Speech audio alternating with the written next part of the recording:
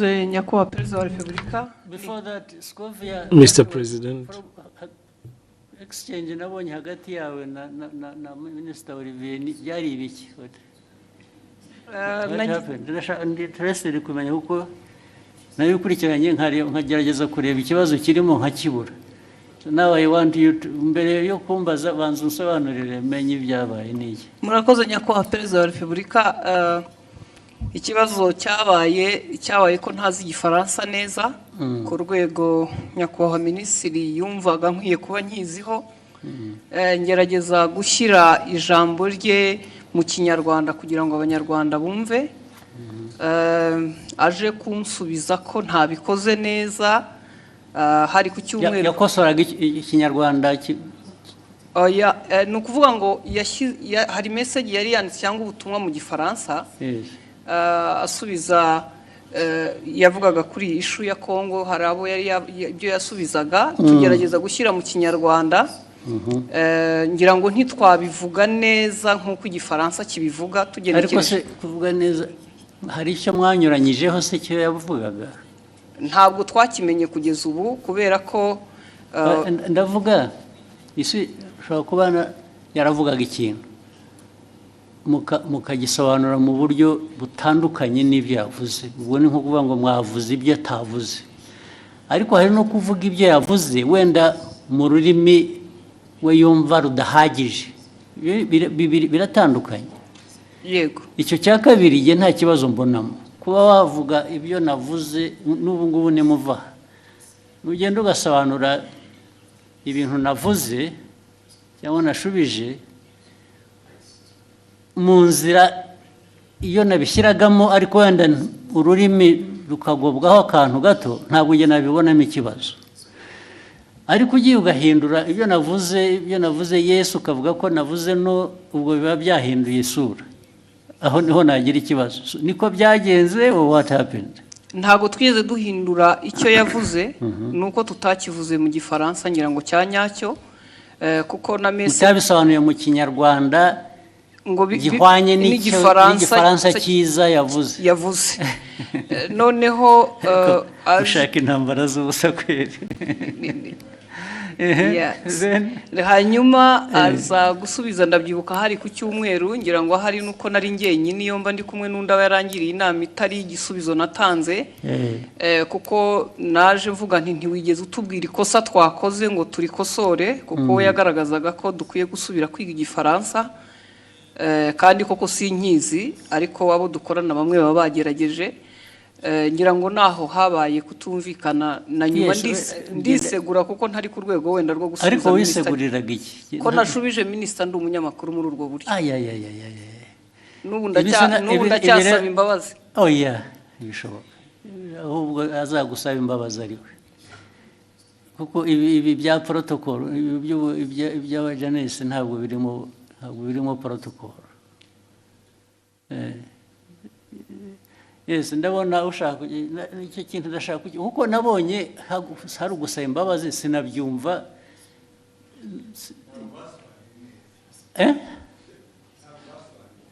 Ya kudasobanura neza, ariko nabyo bifite ikintu bivuze bibiri. Neza no kuvuga ko ibyavugwaga mu Gifaransa sibyo byavugwaga mu Kinyarwanda. Biratandukanye. So kuvuga ko Ikinyarwanda cyari kibi. Oya. Ntabwo cyasobanuraga icyo Igifaransa cyavugaga. Byanyuranye bite? It was not opposite. Sinibuka neza no sinibuka, ariko icyo gihe twarabibonye twese tuti niba mutazi Igifaransa nta mpamvu yo gukomeza kuvuga mu Kinyarwanda mwihimbira. Ariko ubwo namwe mwagiye mu rurimi gusa ntimwareba content. Nge ndashaka kumbwira content. Nyakubahwa unyemereye buretse content nuko cyanyuranyijeho niki yavuze iki ku buryo kinyuranyije n'icyo undi yari yavuze. Aho izo mvi zanjye zintaye mu gihe kuko no ariko icyo nibuka icyo gihe kuko twese twabibonye icyo Minisitiri nta makosa yakoze. Avuga ati hari ibyo gihe navuze mwebe musobanura mubwira Abanyarwanda ibitari byo. Yes, ariko ntabwo wavuga utyo gusa utavuga ibyo ari byo nawe. Muri aka kanya mu mbabarire nizo urabivuga n'imbaraga ukagira ngo kuko hari substance hari na form, hari content na form. Content ya misrepresentinze ni iyihe, ariko the form bijyanye na language bishobora kuba bitari uko bikwiye kuba bimeze cyangwa uko byumva, ariko did it change the content? Yes. Uravuga yes, nakubaza ntabwo bizi. Nibyo nibuka, ariko na minister nawe arahari. Of course, n'ubundi iyo umbwira nkabaza minister na mbere hose. Yes, minister tubwire. Very important kuri jye nabonye abantu bahereka. Ariko nta protocol iri mu bibi bintu. Nabonye hari wasubiza ngo abwiye minister nabi, minister nabi ko tubaze. Murakoze Your Excellency, ntabwo byari ikibazo cya protocol, ntabwo byari n'ikibazo cyo gusubiza minister nabi, nta kibazo nari mbifiteho. Ikibazo ni content. Nari navuze bijyanye n'inama yabereye i Nairobi ya Africa Forward Summit twari twagiyemo.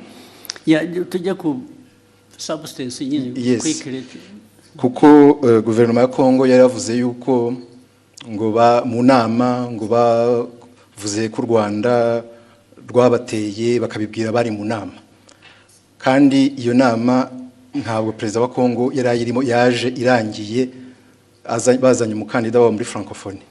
So abanyekongo ibyo bavuze nibyo bitari byo, hanyuma ndabivuga muri tweet mu gifaransa mbabwira ko ibyo bintu mwavuze ko abanyekongo ibyo bavuze atari byo.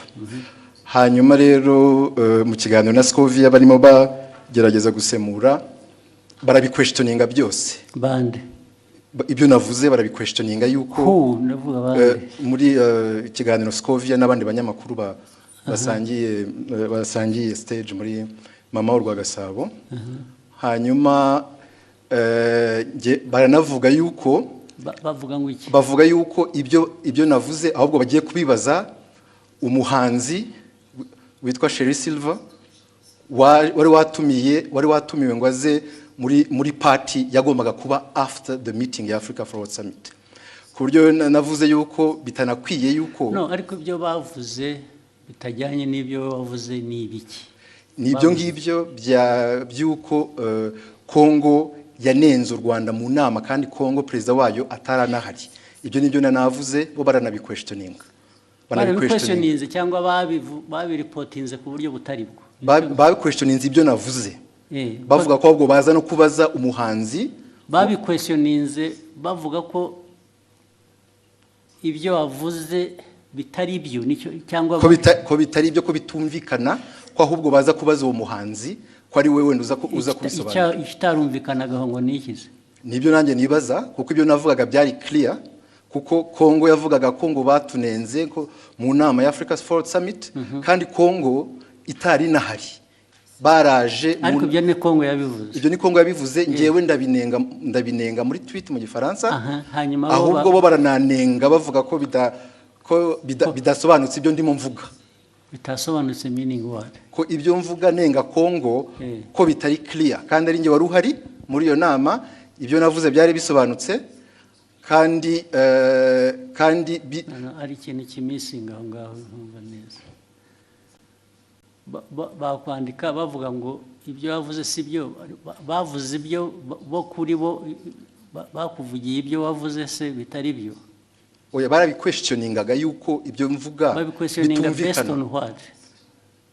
Best ku bintu ntanumva, kubera ko it was clear ibyo navugaga byuko Kongo ntabwo yari mu nama, ntishobora kuvuga. Babiquestioninze bavuga se ngo Olivier arabeshya, ntabwo biri ari byavuze, cyangwa yavuze bashatse kuvuga ibyo wavuze ariko babivuga mu buryo butari bwo, batanga indi content or bavuga ko ibyo mvuga bitumvikana.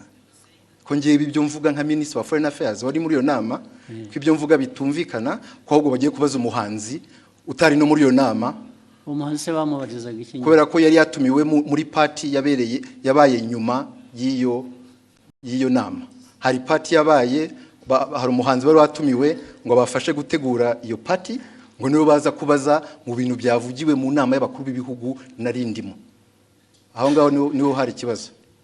ariko ikindi kibazo muhitamo kubishyira ku rubuga muterana amagambo nuko hari hashize n'iminsi mubwira ibyo batagiye basemura neza mwandikira akamubwira ko babikora nyuma bakongera bagasubira bakabidistortinga ibyo byaje kuba noneho bitari interpretation ibyo bavuze gusa ko ibyo yavuze atari byo ko atari byo ko babiquestioninga. It is very intriguing. What is it? Nyakubahwa murakoze kongera kumpa umwanya abandi mwari kumwe icyo gihe ni bande mbese ni abanyamakuru dukorana ntabwo bari hano twari mu kiganiro dusangira amagambo magufi turebe turangize icyabaye leta ya Kongo yavugaga ko bari bahari nkuko nyakubahwa minisitiri yari yabavuguruje nawe akavuga ko batari bahari noneho mu kiganiro kuko abari talk show atari kuvuga ngo turasoma amakuru kwa kundi twihuta ni ikiganiro mwakora ni ikiganiro noneho tubiteramo urwenya turavuga tuti se ko tutariyo nk'abanyamakuru Kongo ikavuga ko ihari u Rwanda minisitiri akavuga ko adahari turaza kubaza uwo muhanzi twabonye we yaranahara tubwira ngo yarashinzwe protocole kuko yagaragaye yifotoza muri iyo nama na perezida w'Ubufaransa ari nawe mwibaza ngo noneho icyabaye niki twibaza ngo niki bavuga tuti turaza kubaza uwo ni utari ku ruhande rwa Kongo ntabe na minisita ashobora kutubwira ko yamubonye cyangwa atamubonye tubivuga dutyo turagenda nyakubahwa perezida wa repubulika ngira ngo ikibazo cyaje kuba ubwo nyakubahwa minisita yazaga kuri Twitter akoresha imvugo igira iti Madame Scovia mutesi ikiganiro cyanyu kiratera urujijo mu banyarwanda inyandiko yanjye yanditse mu rurimi rwumvikana ubutaha muzashaka umunyamakuru uvuga neza igifaransa asemura inyandiko nk'iyi uko bikwiye mbere y'uko muyiganiraho nibiba ngombwa muzabaze ariko urumva mwese mugira ngo mufite muzambaze sorry uretse mufite ikibazo Olivier ko avuga ko minisita avuga ni nkaho bavuze ngo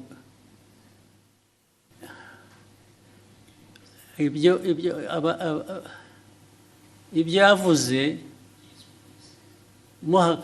asubiza ko abanyekongo batari bahari mwavuze ko ni nkaho muvuga ngo abanyekongo bo baravuga ngo bari bahari wowe uravuga ngo ntibari bahari nibyo byateye urujijo yego okay ntabwo byaba ikibazo cy'igifaransa rero cyangwa ikinyarwanda kuko niba uvuga ngo mu iyi nama ntabwo bariya abantu bari bahari okay then wowe ukavuga ngo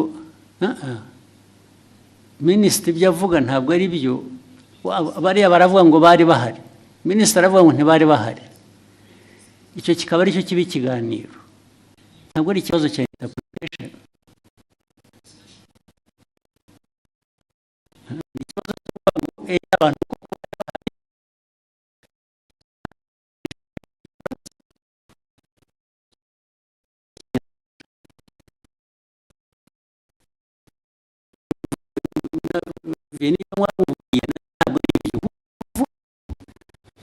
bavuze nk'abahakana ko ibyo bavuze atari byo kubera ko wavuze ko batari bahari abanyekongo kandi wenda ntibari bahari ariko bo baravuga ngo ariko reka tubaze abanyekongo bo barabivuga nk'abari bahari ubanza bari bahari so meaning barashaka kumenya niba wowe ibyo wavuze ko batari bahari ari byo ntabwo ari ikibazo cya interpretation ya language biri he aho ngaho ni ikibazo cyo kunyomoza kuvuga ngo minisita yatubwiye ko abanyekongo batari bahari reka tubaze uriya muntu wundi wari uhari tubwire ko kuko abanyekongo batari bahari ntabwo ari ikibazo cy'igifaransa cyiza cyangwa kibi ni ikibazo cyo guhakana icyo wavuze in whatever language you said it sinzi niba mubyumva ahangaha ikibazo cya interpretation ya language kivuye he cyangwa igifaransa kibi cyangwa ikinyarwanda bitumvikana bivuye. What is at issue here is to prove that either abanyekongo ibyo babivuze koko bari bahari cyangwa se babivuze babeshya ntibari bahari. Ariko we Olivier yavuze ko abanyekongo batari bahari. So icyo ni ikibazo cya the substance of the argument. It's not the language. So mwagihinduye ikibazo cya language gute? Ntabwo twagihinduye ikibazo cya language. Ndavuga we na minister niwe mbwira. Ntabwo ari ikibazo cya language ngo uzajya ubwira abanyarwanda kuko niyo waza kuba yabyumvise igifaransa neza. Still yajya kuvuga ngo Olivier yatubwiye ko abanyekongo bari bahari kandi batari bahari. Yatubwiye ko batari bahari kandi bari bahari kuko abanyekongo baravuga ngo bari bahari. Is that an issue of language? Ibyo mukabiteranaho amagambo mu media gute? Yes.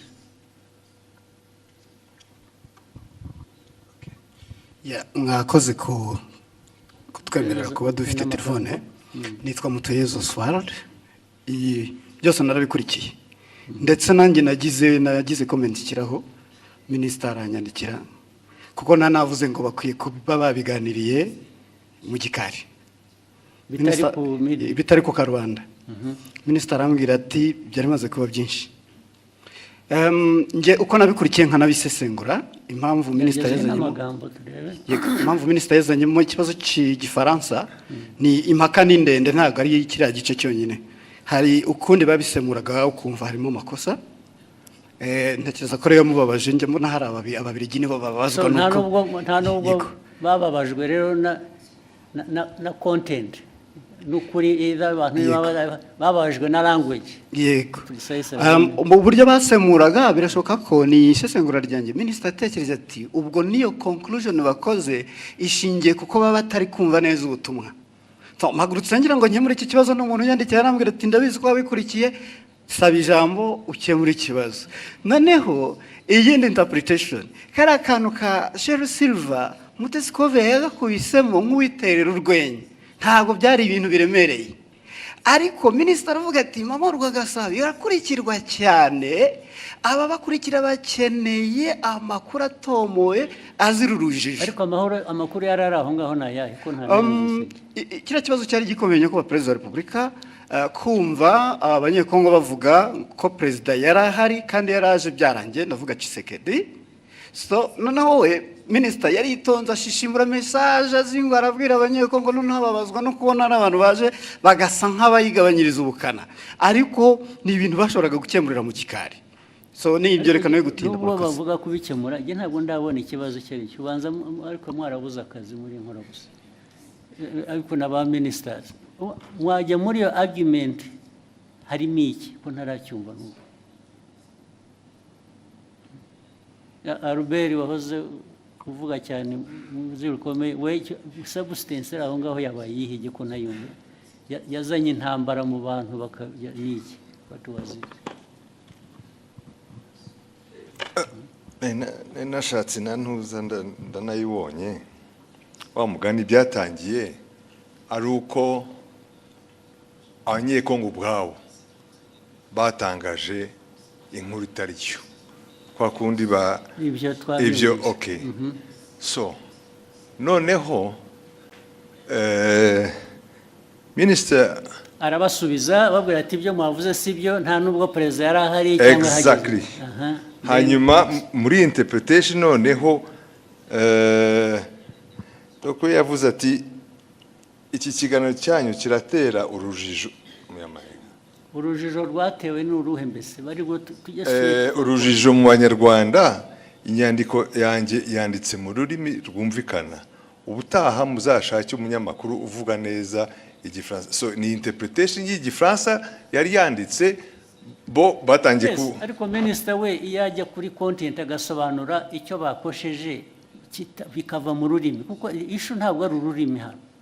Issue ni content yuko bamwe muri abo bantu badisikasingaga ari side ya minister ari abanyekongo ari abaganiraga hariho wa misiri presenting the facts exactly ntabwo ari ikibazo cya language ariko no no ikibazo kirimo kuko we icyo yashubije kuko niyo mpamvu minister avuga ati mukwiye gushaka abantu bazi basisimura igifaransa neza mu kinyarwanda so uko basasimuraga ntuza icyo gifaransa mu kinyarwanda babwira the public audience ubwo icyo yakemuraga ni minister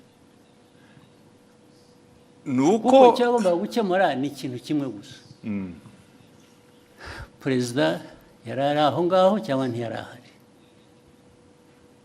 ye ntabwo yari ahari ibindi byo ururimi wabivugamo rwose it doesn't matter ikimataringa ni fact yuko either abantu mu rurimi bavuga urwo rwose rwaba ari ruzima rutari ruzima baravuga ko perezida yari ahari kandi atari ahari niho substance iri gusa sure ariko ibyo ngibyo uvuga ni nkaho argument iri ku language it's not on the substance. The argument is nk'itangazamakuru to in fact kubwira abantu ibitari byo kandi nawe impamvu bibaye ni ukutumvise neza icyo gifaransa ariko arubera urumva nawe ari na riviye nyine mufite ikibazo cyanyu ni language ikibazo cyanyu ni substance the substance that is the wrong message ugeza ku banyarwanda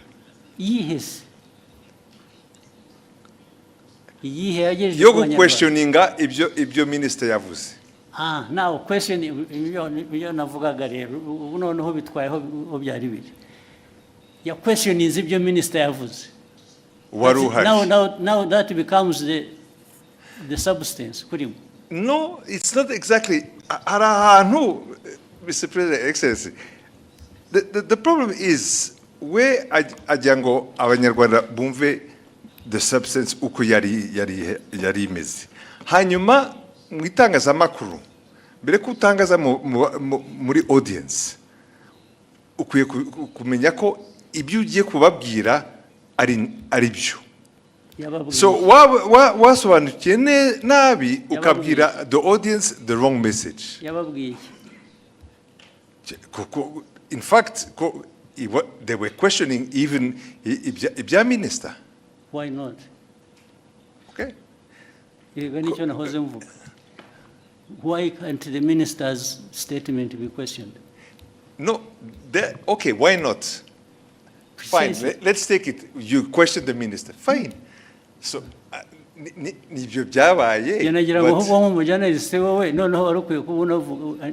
should be asking what I'm asking. Now, if you a journalist agomba guconforming ku byo minister yavuze, it's not right. Okay, in fact, tuvuge nkanjye wabikurikiye icyo gihe kubera ko narinzi inkuru uko yari iteye. For me also I was saying kabisa mugenzi wanjye mu itangazamakuru ari haratangaza inkuru itariyo. That is my personal ariko yatangaje iki ko ya questionings gutangaza no questioninga no kubaza uvuga ko ushaka kumenya ukuri it's not ntabwo ari gutangaza. In fact ni nkaho yemezaga ko wenda ibyo abanyekongo bavugaga byari byo ariko kandi yashoboraga kubikura albericisha make haraho ya byanditse muri iyo language haraho yabiquestioninze byaba mu cyongereza mu gifaransa cyangwa mu kinyarwanda. Je uko ni minister avuze ibintu wari uhari nk'umunyamakuru nagendera kuri ibyo ngibyo.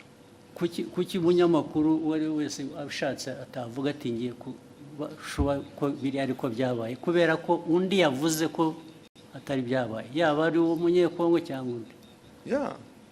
So ishu ni yihe none ubwo we Olivier wumvaga ikibazo ari iki mwagiye mu mpaka z'iki ko noneho bigenda biba even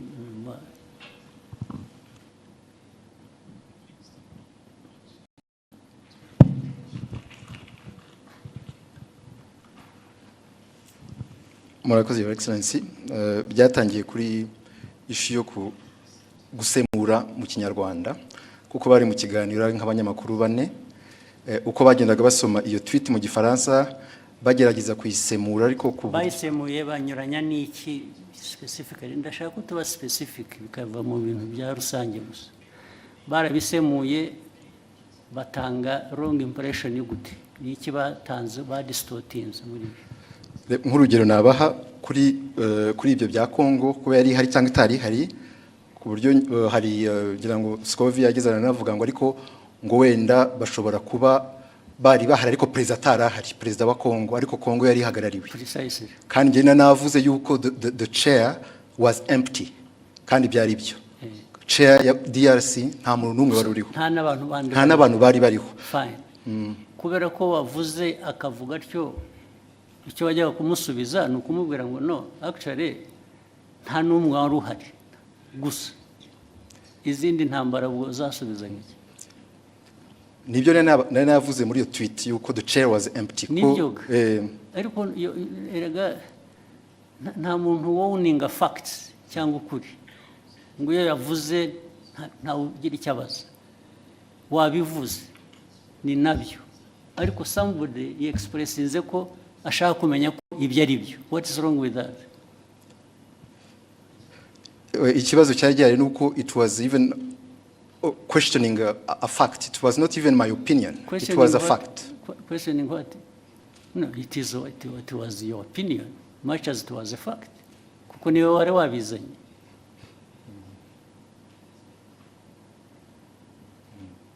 Your opinion can be a fact, much as it may not be a fact.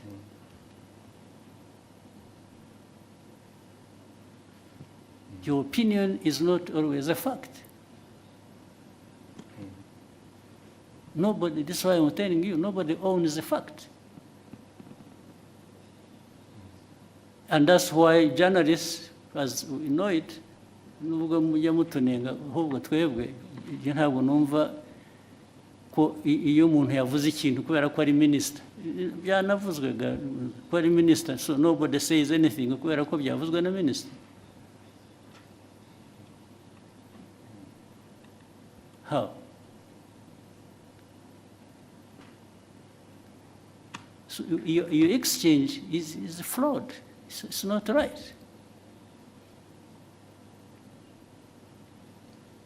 You didn't even, if you really wanted to act even as a minister, you wouldn't have had this exchange like the way you did. Niba ari ukugiye kujya udiringa n'aba journalists, then there is a problem.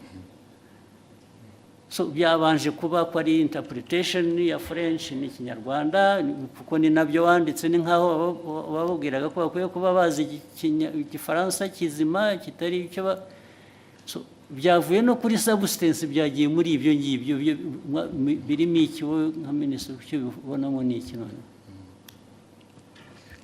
It was just to ensure yuko abanyarwanda bahabwa the right information kubyerekeye ibyabaye gusa. The right information iva mu bibazo bibazwa. If they are asking you and you can substantiate what you are saying, abanyarwanda they are benefiting. Another time actually they may question you and find what you said was not right. Still abanyarwanda will benefit.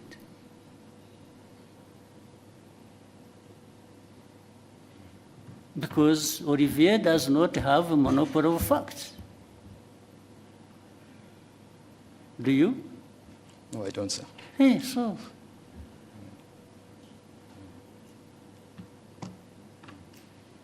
Why would you behave in exchange as if you own the facts? Na Albert wagusapotingaga bimura namubaza ko bati nabyibagiwe ati ntabwo numva mbizi ubwo se what is the argument?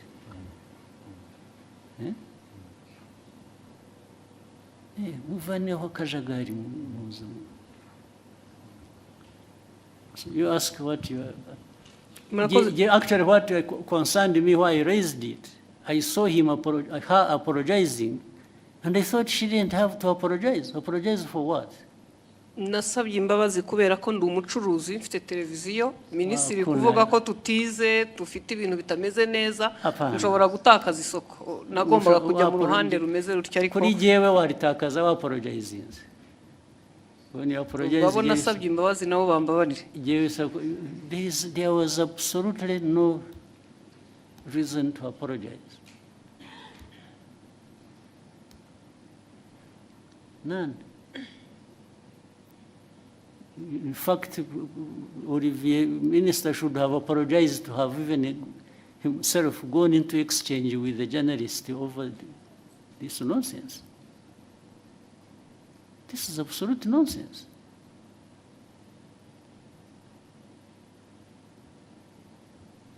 Okay, go ahead.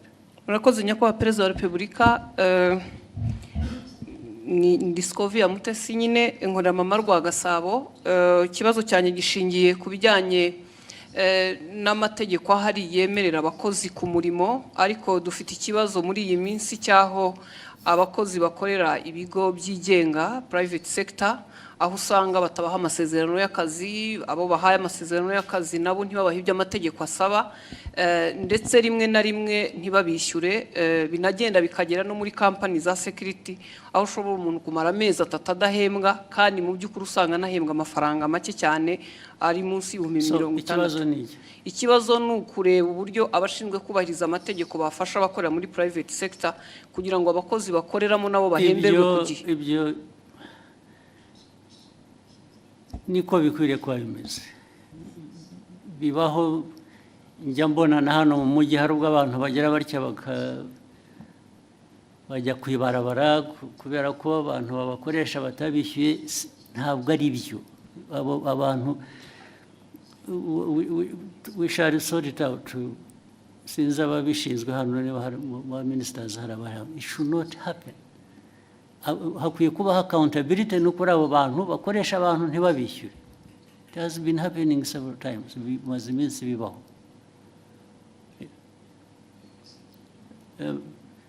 Minicom uri hano cyangwa n'abandi abantu kutishyurwa bikarinda bivamo inshuro bibaye